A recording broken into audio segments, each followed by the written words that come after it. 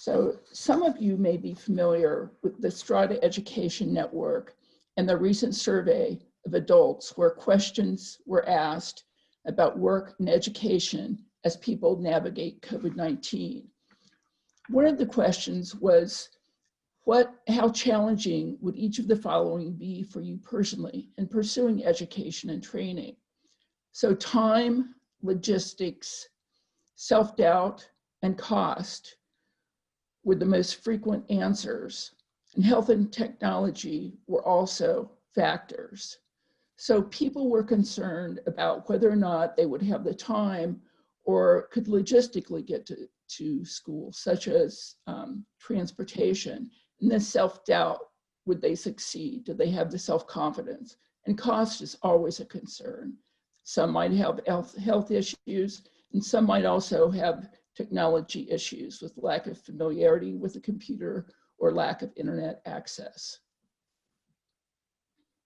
So we'll delve a little deeper into the self-doubt question as being very challenging. And the answers included fear that I won't be able to succeed, fear that I've been out of school for too long, or at least one of these fears. And those were very common answers for the participants in this survey.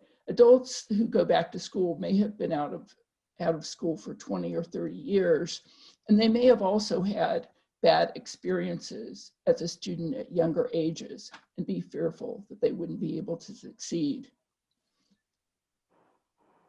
Now I'll turn the presentation over to Wendy Copeland. Thank you, Phyllis. Well, you may be wondering, what is Goodwill doing here? Well, you know Goodwill, probably, because 82% of the US population resides within 10 miles of a Goodwill location. We have more than 3,300 locations across the United States and Canada, and in each of those locations, local boards are deciding how to best engage Goodwill to the benefit of people who live in those communities. We believe everyone deserves an opportunity to thrive, and that skills are critical to help people gain access to opportunity. We are thinking about who are the adult learners and what do we need. You may be like me. I was always the working learner. I was the individual who worked full-time, parented my kid, and went to school full-time. So let's think about what are the assumptions about working learners. 3 out of 5 of us are working and learning at the same time. So working learners is very common, and it makes a big difference as we think about what do working learners need. I'll turn this back over and check assumptions as we're thinking about who is learning and working. Thanks, Wendy.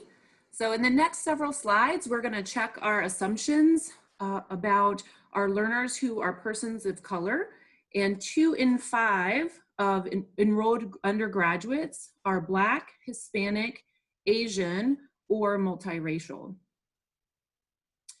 On this slide, from the Lumina with data from the Lumina Foundation, we can see the attainment of associate's degree or higher by race and ethnicity. And key here is that we're looking at African Americans, American Indians, and Hispanics. There is many fewer individuals in these categories who have attained an associate's degree or higher. And so that shows the disparities in the increased services and support that our students need when furthering their education. As we're thinking about our student parents who are probably working and learning and parenting, it's really important to think about how are they getting access to what they need. In many places across the country, it's with partnerships. One of those partners could be the Goodwill. And how do we make sure that people have access to childcare, reliable transportation, just the belief that they can. You look at that #1 reason that people don't make it into and through community college, it's because they believe that people like me don't do things like that. Having someone come alongside who believes in us, who helps us through, who connects us with resources, can make all the difference. Because there are so many barriers, and we've already covered a number of these in Phyllis and Abby's presentations, but there's more. And it's like 2 out of 5 of folks who are in community college are housing insecure. They may literally be looking where they're going to sleep tonight and maybe moving around periodically. And as you can see on the next slide, it's not just housing, it's also food insecurity. 2 out of 5 people who are in community colleges are food insecure, which means that at a number of times in the past period of time, they've either gone without food or not known where their food was going to come from for them or their family members. As we continue, it is important to remember that the big employment booster that we can all contribute to happening is our credentials. If we look at, with the last recession, the unemployment rate of high school dropouts compared to those with a bachelor's, 3 times as high. From a high school graduate compared to a bachelor's, 2 times as high. And here is one that we must deal with as our nation reckons with the racial inequity, or the unemployment rate of African Americans or people who identify as Black is twice as high as people of other people in our communities. We need credentials to help people connect with employment. We need to be thinking about what's going to help people find and advance in career pathways, not just any job, but one that's going to help us get somewhere. And we could consider these the career ABCs. First is a job, but not stopping there. One of my colleagues says that a job is just over broke, and we can't stop with a job. We've got to get to that better job. And usually that better job is going to mean having a credential that is industry-based or otherwise that is going to help me move forward toward a career. So having that gateway job with benefits, with fair pay, is going to help me advance in a career and move forward. And moving forward is not indiscriminate. It is knowing that hyper-local labor market, and it's all of us collaborating, the community colleges, Goodwills, other entities who care about people in our community, who are committed to career pathways that are going to help them advance. And we can focus on the demand-driven career paths that will help people get ahead for themselves, for their children, and for their communities, and be the great talent that business needs. A Strata Gallup poll asked, how important were each of the following reasons for you personally in deciding whether to pursue your highest level of education? And they asked 4,167 Americans aged 18 to 64 who had a post-secondary degree or credential. And what we can see really is that career motivations are most important when making educational decisions. And to provide a little more clarity, for career, they were really looking at gaining skills to be successful at work, qualifying for a good job, or advancing their career.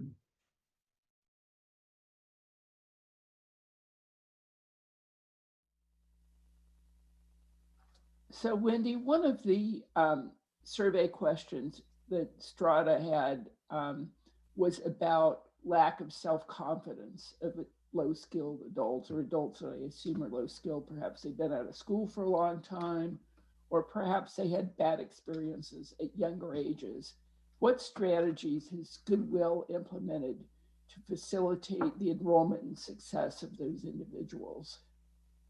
Well, I think it goes back to, the opening premise is that people like me don't do things like that.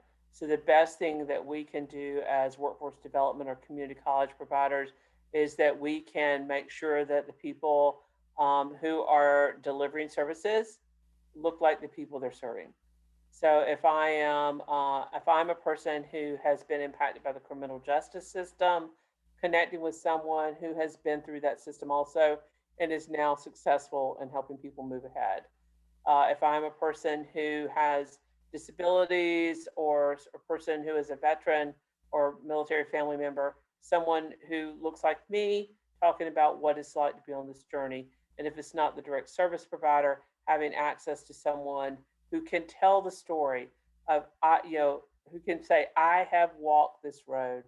It is possible and we are making it. I tell my story about being a working mom, poverty level wages, and my boss's boss saying, you need to finish your college degree. And I'm going to one day. I promised my mom I would. And she's like, no, now. And we'll figure out how to pay for it, and we'll figure out the childcare, and we'll figure out your work schedule, and you're going to do that. Having people who believe in us helps us believe in ourselves. So I think the biggest thing we can do is share the hope and the confidence that we have in an individual so that they can have that in themselves. And we have another question. What are some of the occupations appropriate for the older worker population post-COVID? Sure. So some of you may know that Goodwill Industries International supports a number of thousands of people through a senior community service employment program national grant. And what we're seeing there is, how do we make sure, one, whatever job you're going to have is going to have digital skills, because that is how you apply for a job. That's how you do your timesheet. I mean, so first, building block, I'd say the Legos are scattered across the carpet. Let's start picking up the things and build something that's going to help us make it through this. Be resilient, no matter our age. So first, we need digital skills. So yeah, your smartphone would be part of it. However, that's not all of it. So making sure that you're building those skills. What's the digital skills? I think looking at, there's some things that we know are going to be, healthcare, information technology, the tech aspects of any kind of business are going to be growing, because that is where, we're moving ahead. And customer service, the bots are going to do part of the work. However, people like people. And I've come to say that it's right touch, right tech, right time. And then that balance of the three, I think, is look at every job through that lens. Even jobs that exist today are not going to stay the way they are. Think about 15, 20 years ago with an automobile mechanic, so you had to know how engines work. Well, actually, what you have to know now is how to run a computer, and then how to do all of that, because their diagnostics are completely computerized. Whatever job you have, it's going to be more automated. There's going to be more digital, and build resiliency. And no matter your age,